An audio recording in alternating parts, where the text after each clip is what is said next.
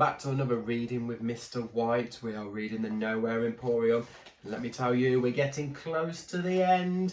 I hope you've been watching all of the chapters so far. If you haven't, make sure you go back to the start. You don't want to be joining in now. You want to watch all of them. We're on chapter 23 today, and it's called Creation.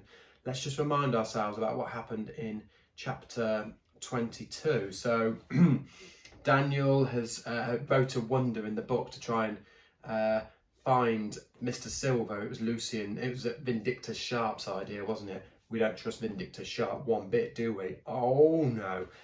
When they've opened the door, all these creepy hands started trying to drag Daniel into there. And Vindictus has pulled him back out, and kind of just before he pulled him back out, there was a strange voice that went, "Leave us, leave us," which I think means leave us.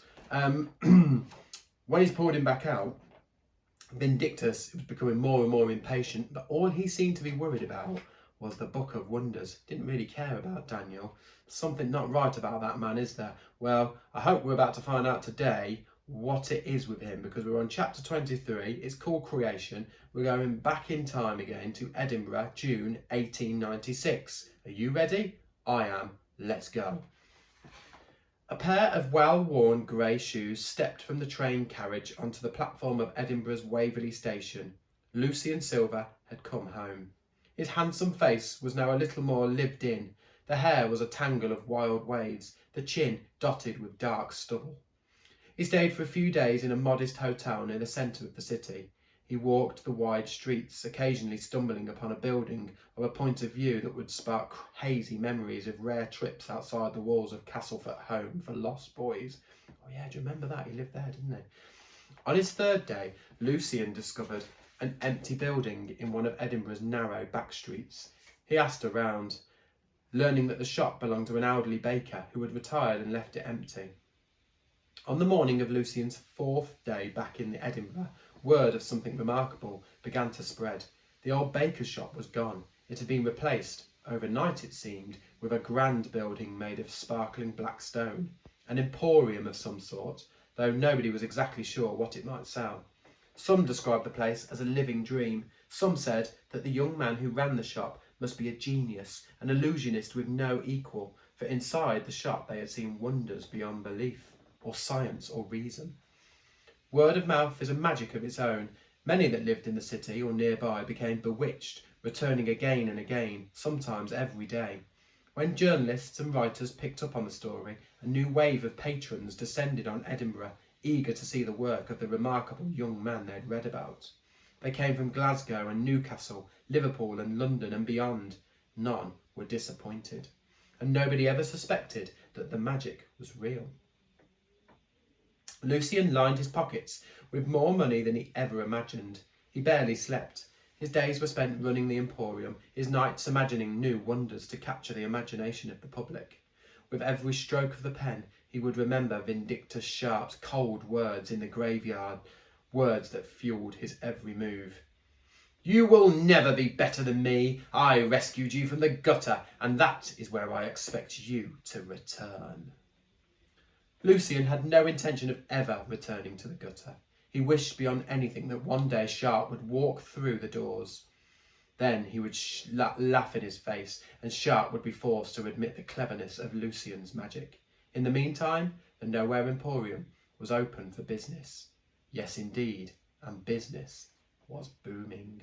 Oh, that's a really short chapter, isn't it? What shall we do? Shall we have another one? Another cheeky chapter? Chapter 24? Go on then, let's do it. Chapter 24 is called Rescue, and we're going back into normal time again now. The Emporium's decay was speeding up. The cracks in the walls grew, and chunks of stone began to break away. The once shining black brick seemed dull and lifeless. Lamps had flickered out and could not be relit. Doors began to lock without explanation. A strange illness was beginning to strike the staff. They became weak and fevered. Daniel felt it too. His connection with the shop was fading. There were frightening moments when he found himself lost and confused, only for his knowledge to return. Several times Sharp left the Emporium at night, complaining that he needed to eat, though Daniel had never seen anything pass his lips except whiskey. When Sharp was gone, Daniel sometimes found himself hoping that he wouldn't come back. The uneasy feeling in his gut was getting stronger, and the more time he spent with the magician, the more positively Daniel felt he was hiding something. One night, when Sharp was out, Daniel checked in on his friends. Caleb was revelling in his role as organiser. Every day he'd been sending out groups of vendors and performers to the increasingly dangerous far reaches of the Emporium. There were phantom sightings and false alarms, but no Mr. Silver, and no Ellie. "We've discovered a long-lost part of the Emporium," Caleb told Daniel. "A secret tunnel. It'll take days to properly search it, and Ellie has gone with the expedition." "They won't find him," said Daniel, and he told Caleb about his attempt to write in the book and the door that almost ate him. "So, you think Silver is alive?" said Caleb. "That's great news." "Maybe," said Daniel, "but why doesn't he want anyone to find him? What's he doing? What's he so scared of?" "We should call off the search parties," said Caleb. "Agreed," said Daniel, and they thought that Ellie would finally be coming back. And the thought that Ellie would finally be coming back cheered him up.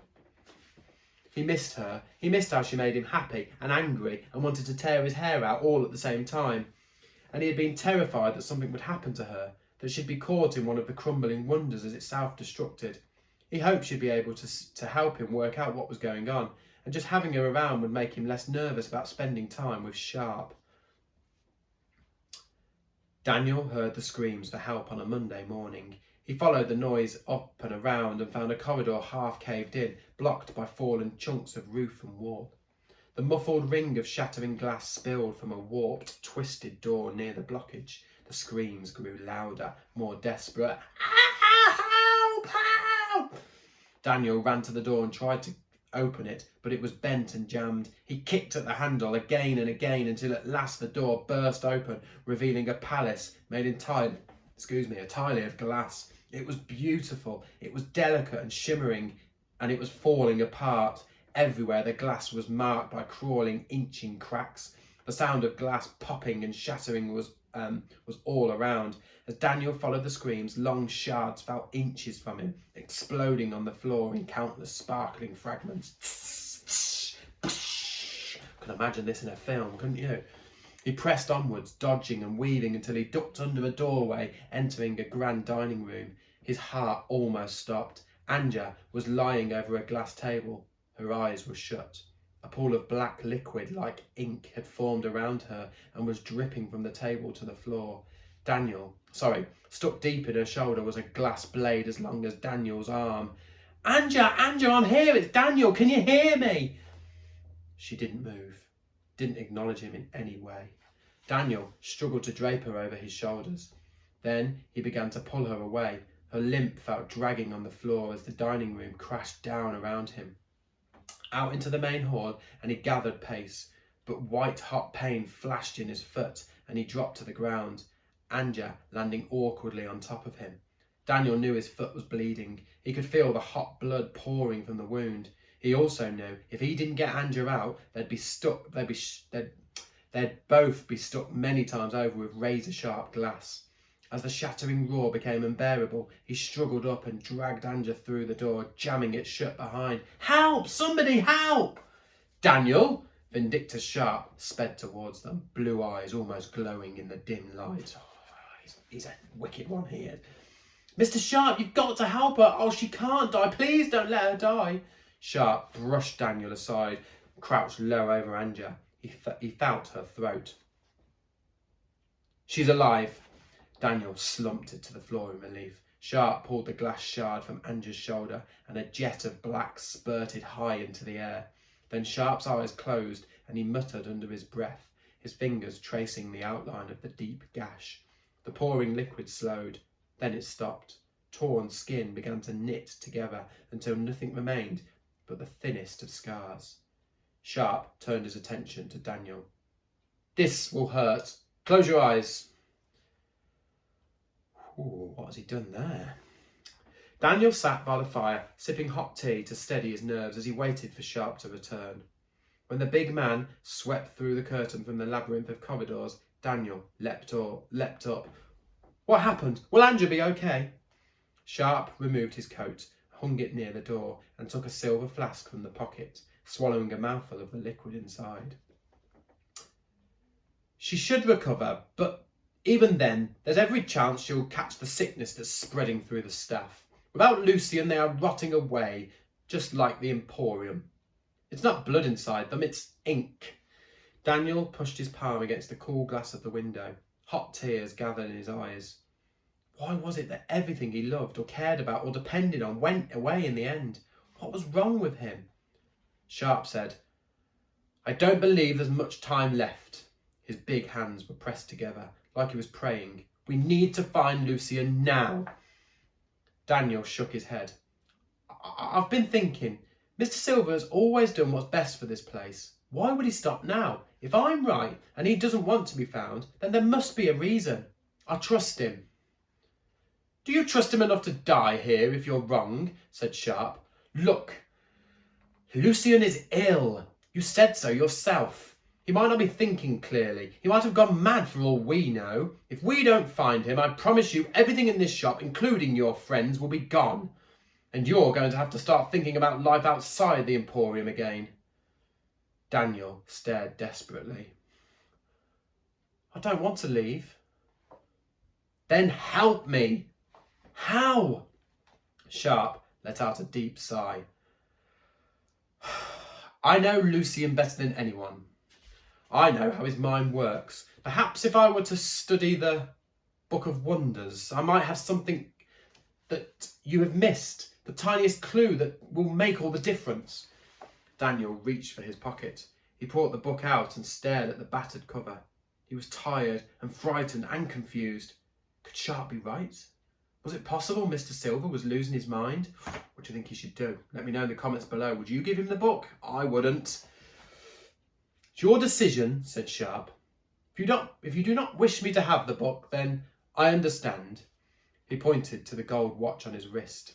But time is running out, and consider this. How would you feel if the Emporium slipped away and you knew that you did not do everything in your power to save it? To save your friends? Oh, he's giving him the guilt trip, isn't he? He's trying to guilt him into handing over that book. Oh, don't do it, Daniel. Daniel's hand trembled as he clutched the book. Sharp was right. How could he ignore any chance, no matter how small, of saving his home and the people who had filled his life with magic? He held out the Book of Wonders. Sharp stared at it. He licked his lips, reached out hungry fingers. Just like that, the Book of Wonders was gone, nestling in Sharp's hands. Oh no, let me know what you think's going to happen.